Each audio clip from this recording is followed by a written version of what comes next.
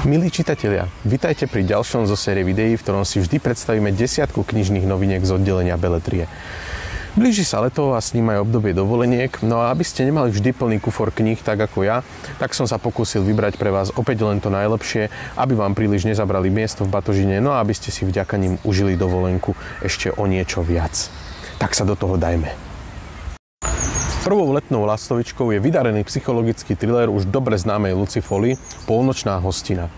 Aj to vtáctvo zohrá v tomto príbehu svoju úlohu, no hlavu vám zamotá najmä neposledná časová línia, výborne pripravené zvraty a rôznorodé pohľady, ktorými budete nazerať na vidiecké pánstvo, jeho hutnú atmosféru a všetky tie tajomstvá, ktoré sa tam odhalia postupne. Napriek krátkym kapitolám a častej zmene perspektívy sa autorke podarilo vybudovať podmanivé, uveriteľné postavy a tradíciu anglickej detektívky veľmi zručne spojila s moderným thrillerom. Ak ale patríte do rovnakej krvnej skupiny ako ja, to znamená ľudí, ktorí považujú akúkoľvek teplotu nad 20 stupňov Celzia za nevhodnú pre existenciu, tak vám určite dobre padne schladenie, v tomto prípade aspoň to literárne. Ponúknuť ho môže napríklad ostrieľaný švédsky detektívkar Anders de la Motte a jeho novinka Zmenárnik. Na slovenský trh prvýkrát v tejto novej sérii prináša detektívku Leonoru Askerovú, ktorú odvolajú z jej prípadu a upracujú ju do sekcie mŕtvych duší a odložených prípadov v Malmö. Napriek tomu však nevzdá svoje rozbehnuté pátranie, pokračuje na šedej hrane zákona a práve to ju zavedie na tie najčudnejšie a najopustenejšie miesta metropole južného Švédska.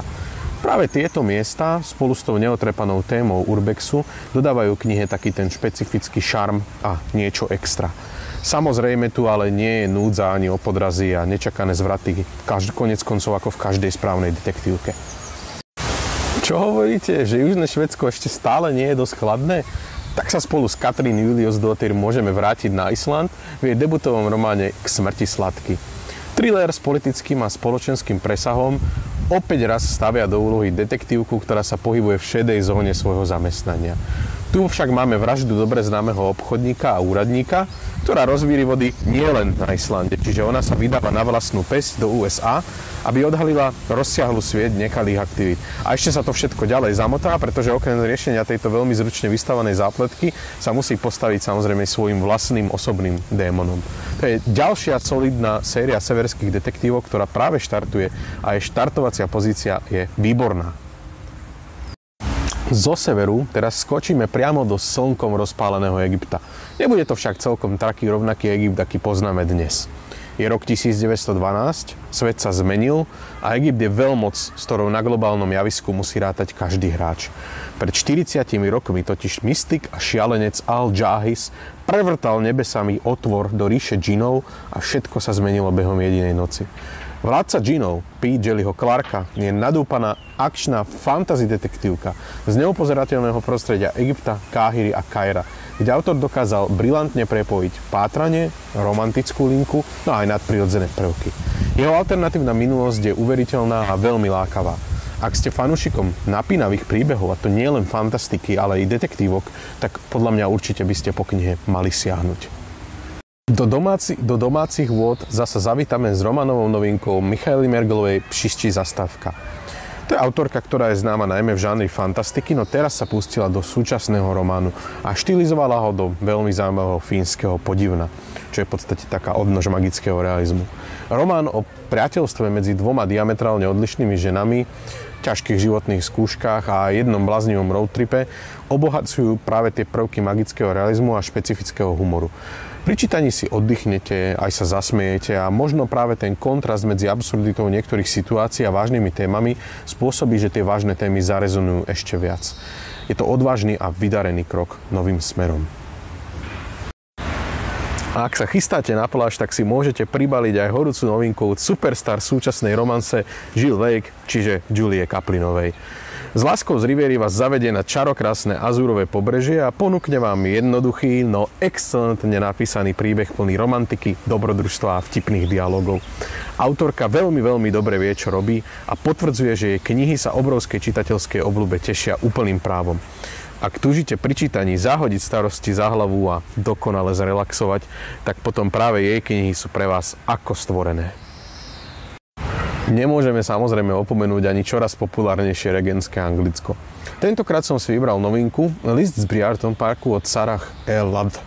Sarah nepatrí medzi najpopulárnejšie autorky týchto klasických historických romansí, avšak jej knihy sú výborne napísané a obsahujú všetko, čo od romantického výletu v Alstenovskom duchu môžete očakávať.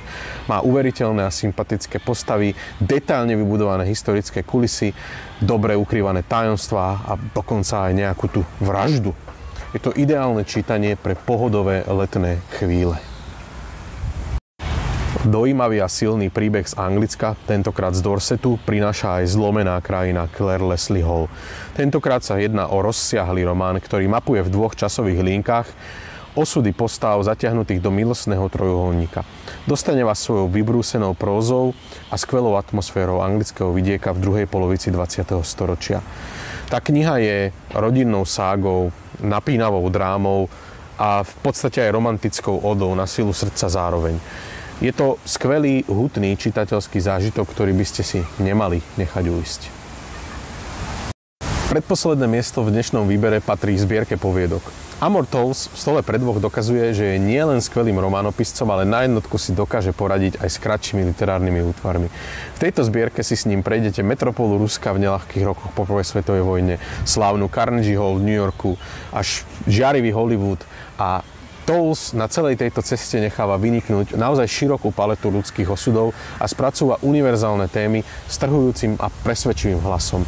Miestami vás prinúti poriadne sa zamyslieť, inokedy dojme alebo dokonca rozosmeje. Ak ste skrátka ešte nemali šancu stretnúť sa s jeho románmi, práve tie poviedky by mohli byť tým ideálnym štartom. A verte mi, že siahnuť po tejto zbierke sa rozhodne oplatí. No a na záver sa pozrieme aj priamo k nám do Trnavy. Výborne nás totižto reprezentuje Jela Abasová, ktorý prednedávnom vyšiel v brnenskom Hoste debutový román 3/4 na šialenstvo. Dlhoročné skúsenosti zo zborníkovej tvorby a z literárnych súťaží tu autorka podľa mňa využila naozaj na maximum. No a príbeh tvorený 4 samostatnými novelami, ktoré spája jedna linka, sa jej výborne vydaril. No a o tomto dobrodružstve 4 dampírskych súrodencov vo svete plnom párnej technológie, mágie a strácajúcich sa bohov príde autorka aj porozprávať k nám do knižnice, no a to už čoskoro. Ja osobne sa na stretnutie naozaj veľmi teším a srdečne vás na besedu a diskusiu s autorkou pozývam. Takže tešiť sa budeme spolu s Jelou Abasovou aj na vás, čitateľov. A to už v stredu 18. júna o 5. v záhradnej čitárni. Tak do skorého videnia u nás v knižnici Juraja Fandlho v Trnave.